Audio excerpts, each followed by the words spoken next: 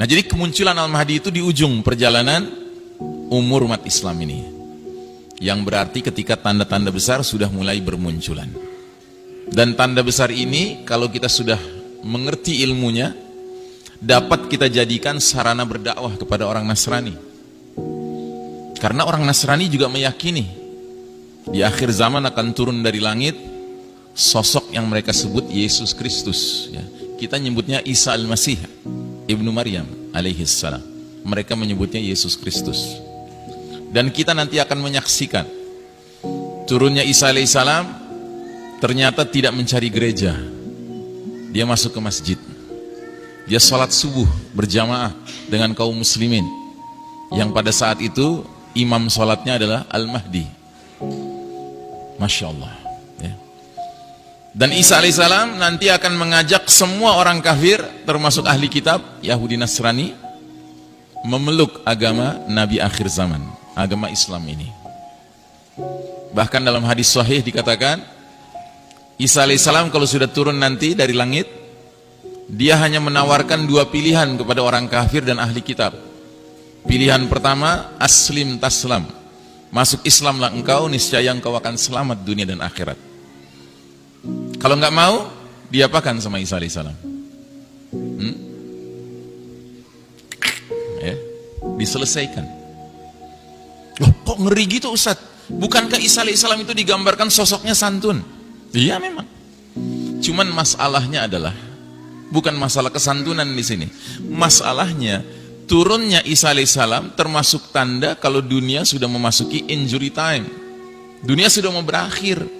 Waktu sudah tinggal sedikit. Adalah keterlaluan kalau orang kafir, Yahudi Nasrani masih tetap ngeyel ketika Isa alaihissalam sudah turun. Karenanya cuma dikasih dua pilihan, atau masuk Islam atau mati. Dan akan ada nanti orang-orang kafir Yahudi Nasrani yang masuk Islam tidak mau, tapi mati lebih gak mau lagi. Akhirnya apa? Masuk Islam dengan terpaksa. Sampai kapan? Sampai Isa alaihissalam wafat, mereka murtad lagi. Dan ketika sedang seru-serunya murtad, tiba-tiba matahari terbit dari barat. Mereka ingin mengucapkan dua kalimat syahadat lagi, kata orang Padang, talambe, too late. Tidak diterima, pintu tobat sudah ditutup, ya. Walaupun ada juga yang awal mulanya masuk Islam terpaksa, tetapi lama-kelamaan benar-benar beriman, ya. Beruntunglah dia. Ada hadis mengatakan, Nabi bersabda, kelak nanti kalau perang antara kaum muslimin dengan Yahudi, maka kaum muslimin akan berada di sebelah timur Nahrul Urdun, sungai Jordan. Dan Yahudi akan berada di sebelah barat dari Nahrul Urdun, sungai Jordan. Anda tahu, waktu Nabi menyampaikan hadis ini, para sahabat heran, apa itu Urdun, apa itu Jordan? Nggak ngerti mereka, karena zaman itu belum ada Jordan, Pak. Kita sekarang ngerti. Ya. Artinya apa? Nabi itu jangan ditanya, dia tahu tidak tahu tentang Amerika. Ya jelas tahu kalau dikasih tahu sama Allah. Tapi dengan tidak adanya hadis itu, kita perlu menduga kuat, jangan-jangan Amerika pada masa itu sudah nggak ada. Karena apa? Terbenam. Dan tentu pengertian terbenam bukan seluruhnya. Daratan tingginya, puncak-puncak gunungnya mungkin masih tersisa, ya. Termasuk wilayah Indonesia yang kita cintai karena Allah ini. Maka kalau ada di antara Anda yang berpikir, wah kalau gitu kita harus siap-siap. Bukan, kita harus siap-siap mengantisipasi pembenaman ini dengan cara kita bangun kampung akhir zaman di puncak-puncak gunung. Misalnya kita ke Merapi gitu ya, silakan. Karena ada hadisnya juga, Nabi bilang, kalau kalian sudah hidup di era fitnah, bawalah hewan kambing kalian, domba kalian ke puncak-puncak gunung, ya kan? Uzlah, kan begitu. Nah cuma harus diingat, kalaupun kita selamat setelah kita bikin kampung akhir zaman di puncak Gunung Merapi misalnya, nantinya kita nggak tinggal lagi di puncak Gunung Merapi, kita tinggal di Pulau Merapi, Pak. Kenapa? Karena sekeliling kita air, ya toh? Itu. Nah terus yang kedua, apa yang terjadi? Yang kedua, terjadilah significant depopulation, pengurangan populasi planet bumi ini secara signifikan. Banyak orang tewas, Pak, gara-gara bencana dahsyat ini. Ya bayangkan, wilayah ini kan luas, wilayah yang banyak sekali penduduknya, ya. Ini banyak sekali penduduknya kan. Apalagi wilayah yang warnanya kuning ini. Negara apa nih? Banyak kan penduduknya. Penduduk dunia total 7 miliar, itu 2 miliar sendiri, Pak. Karenanya sebagiannya mulai diekspor paksa ke sini kan. Gitu. Makanya kalau kita ngerti skenario akhir zaman, kita tinggal komentar gimana? Silakan datang ke sini, ahlan wa sahlan, lu bakal terbenam lah, gitu. Cuma pertanyaannya kitanya kemana, kan gitu. Nah, kitanya harus menjalankan yang dulu Nabi dan para sahabat lakukan. Apa itu? Hijrah. Hijrahnya kemana? Ya ke tempat pemimpin kita akan muncul. Siapa pemimpin kita? Al-Mahdi yang kita sedang bicarakan sekarang ini. Nah, Al-Mahdi munculnya di mana? Al-Mahdi muncul awalnya di Mekah. Karena nanti akan ada segelintir umat Islam, as-sabiqunal awwalun, yang registrasi ke Al-Mahdinya di Mekah. Baiatnya ke Mekah. Tetapi yang kebanyakan umat Islam nanti registrasinya kemana? Ke Syam. Karena Al-Mahdi setelah dari Mekah bertolak kemana? Ke Syam, mendirikan khilafah ala minhajin nubuwah. Dengan ibu kota awalnya Damaskus, ibu kota terakhirnya Baitul Maqdis. Ya. Ini semua ada keterangan-keterangan hadisnya. Ya. Nah, jadi saudaraku rahimakumullah, yang berikutnya yang terjadi apa? Global famine, kelaparan mendunia. 40 hari 40 malam dunia diselimuti oleh kabut asap. Matahari bersinar gak bisa menyentuh tanah. Akibatnya tanaman, tumbuhan, pohon gak menghasilkan. Makanya ada dalil mengatakan jika kalian sudah melihat bintang berekor di bulan Ramadan, siapkan makanan sekuat kemampuan kalian.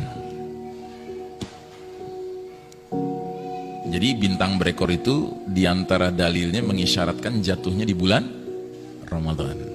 Maka mulai sekarang kalau Ramadan akan tiba, tidak sekedar perasaan gembira yang harus ada dalam diri kita, tapi juga perasaan waspada.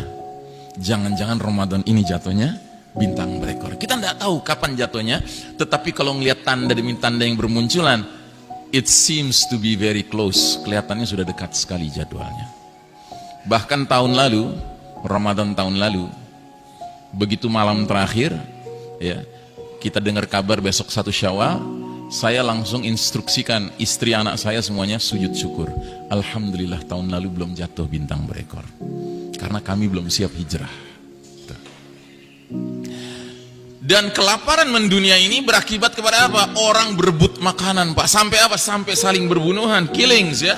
Al-Haraj kata Nabi, saling berbunuhan, memperebutkan makanan.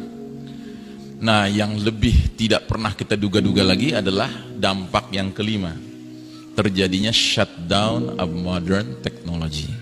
Teknologi modern ini berhenti beroperasi, Pak. Kenapa? Ya karena batu besar jatuh dengan kecepatan tinggi, bergesekan dengan udara, tentu menimbulkan induksi besar-besaran.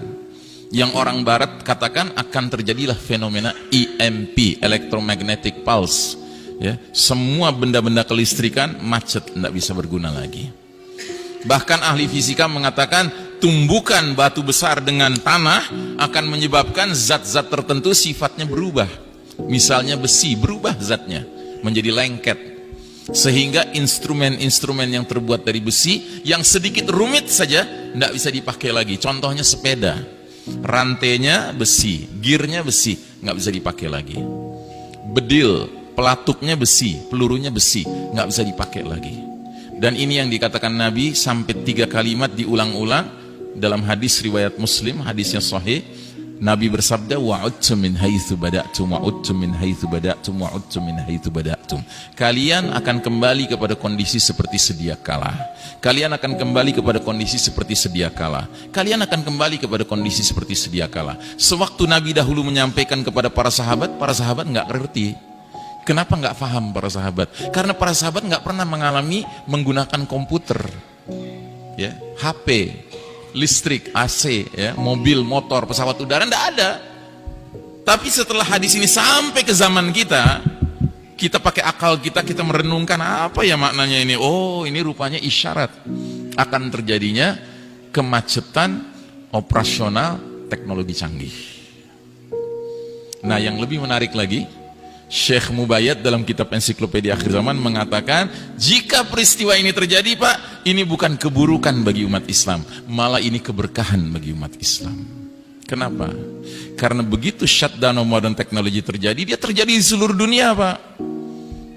Akibatnya umat Islam bisa istirahat, dari perlombaan mengejar ketertinggalan barat kafir di bidang teknologi. Sebuah perlombaan yang pada hakikatnya nggak akan pernah kita menangkan, Pak. Kenapa? Karena barat kafir curang.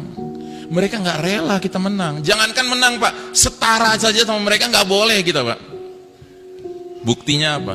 Kalau putra-putra muslim, muslimah berangkat ke Eropa, ke Amerika belajar, ke kampus-kampus mereka, kalau dia brilian nggak diizinkan pulang, Pak. Kalau perlu dikasih warga negara sana, ya kan? Disedot otaknya supaya nggak bermanfaat bagi negeri kaum muslimin. Ya, mereka nggak ridho, Pak, kaum muslimin ini maju di bidang teknologi canggih.